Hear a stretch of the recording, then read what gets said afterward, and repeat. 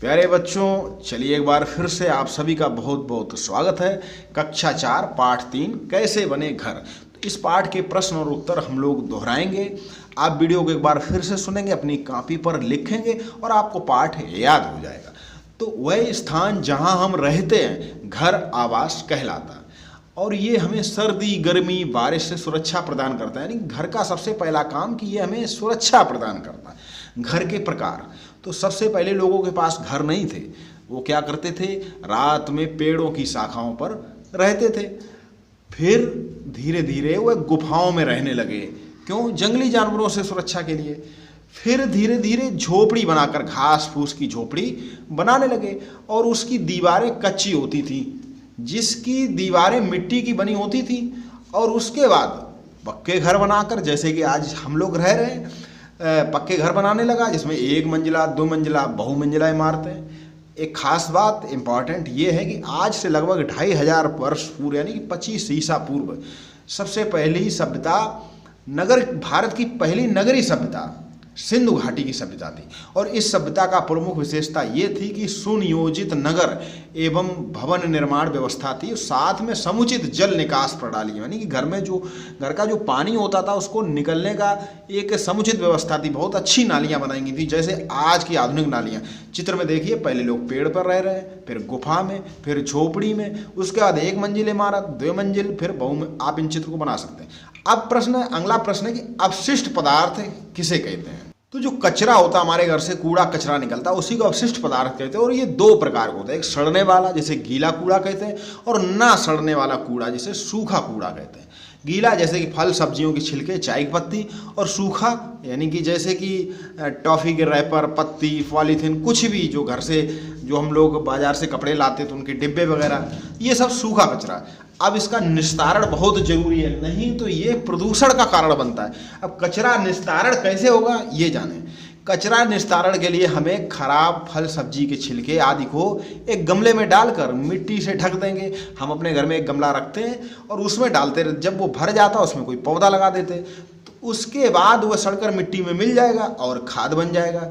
ना सड़ने वाले कचरे को अलग रखते हैं। कचरा प्रबंधन क्या? कचरा प्रबंधन का तात्पर्य है कि कचरे का निस्तारण, ना सड़ने वाले कचरे के निस्तारण हेतु 4R का अनुसरण कर सकते हैं। अब ये 4R क्या? तो जो पॉलीथीन है वो पर्यावरण के लिए बहुत ही हानिकारक, इसका कम से कम प्रयोग करना चाहिए। आप नहीं समझ सकते कि इससे कितने नुकसान होते हैं। इस पर एक चित्र भी बनाएंगे कि पॉलीथीन से क्या क्या नुकसान होते हैं। तो सबसे पहले 4R क्या है? कचरा प्रबंधन के संबंध में 4R का अर्थ समझ लें। 4R यानी रिड्यूस, कम करना। तो अपनी आवश्यकता के अनुरूप ही सामान खरीदें, पहली बात है रिड्यूस। दूसरा रिफ्यूज, मना करना। प्लास्टिक से बने सामानों एवं पॉलीथीन थैलों के उपयोग से बचे। अगर दुकानदार देता भी तो वो तो अपने रिफ्यूज। और तीसरा पुनः प्रयोग, रिसाइकिल, पुनः प्रयोग, रीयूज। तो बहुत सी वस्तुओं को हम अपनी समझदारी से पुनः उपयोग में ला सकते हैं। जैसे पुरानी बाल्टी टूटने पर उसे कूड़ेदान या गमले के रूप में प्रयोग कर लें, ये हो गया रीयूज। अब चौथा रिसाइकिल, पुनः चक्रित करना। जैसे ऐसी वस्तुएं जो पुनः चक्रित हो जाती, जैसे कबाड़ी को दे दें, पुराने कागज, समाचार पत्र, लोहे कांच के टुकड़े, ऐसा नहीं कि फेंक दें, उनको इकट्ठा करते रहें, जब कबाड़ी आए तो उसको दे दें, वो हमको पैसे दे देगा उसके बदले में। तो वो अपशिष्ट पदार्थों को पुनः प्रयोग में लाता है गलाकर। तो 4R, रिड्यूस, कम करना, रिफ्यूज, मना करना, रीयूज, पुनः प्रयोग, और रिसाइकिल, पुनः चक्रित, यानी कि पुनः उसका फिर से फैक्ट्री में उसको गलाकर नई वस्तुएं बना ली जाती हैं। क्या आप जानते हैं, हम लोग जो बॉल पेन यूज करते हैं कि जिसमें रिफिल दोबारा नहीं डलवाते, नया पेन खरीद लेते, उसको फेंक देते, कितनी बड़ी समस्या है। चलिए आप सोचें। अगला, सही कथन पर सही और गलत पर गलत का निशान लगाओ। और घर हमें आंधी तूफान और वर्षा से सुरक्षा प्रदान करते हैं, बिल्कुल करते हैं। कच्चे घर की दीवारें ईंट और सीमेंट की बनी होती, नहीं, गलत। घरेलू कूड़ा खुले में ना फेंक कर कूड़ेदान में डालना चाहिए, बिल्कुल सही। पॉलीथीन के उपयोग हमारे पर्यावरण के लिए लाभदायक, अरे बिल्कुल गलत। अब मिट्टी में गल जाने वाला कचरा पौधों को पोषण देता, बिल्कुल। ये जो हमारे फलों की और सब्जियों की जो छिलके हैं, इनको जरूर इकट्ठा करें, बहुत अच्छी खाद बनाते हैं। प्रश्न 1, आवास का क्या अर्थ है? आवास वह स्थान जहां हम रहते हैं, वह सर्दी गर्मी बारिश से हमारी सुरक्षा प्रदान करता है। घर को साफ सुथरा रखना क्यों जरूरी है?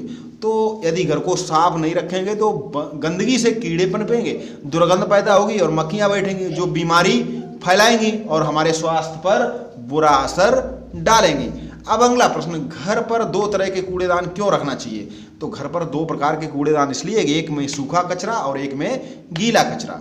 अब अगला प्रश्न, अब यहाँ प्रोजेक्ट वर्क की कुछ बात करते हैं। पता कीजिए कि आपके घर में प्लास्टिक की कौन कौन सी वस्तुओं का प्रयोग होता है, उनके विकल्प के रूप में आप क्या प्रयोग कर सकते हैं। अब प्लास्टिक की बाल्टी तो उसकी जगह स्टील की बाल्टी करें, पॉलीथीन बैग की जगह कागज़ के बैग या कपड़े के झोले बनवा लीजिए। जो हमारे कपड़े पुराने कपड़े हो जाते हैं हम उनसे झोले बनवा सकते हैं।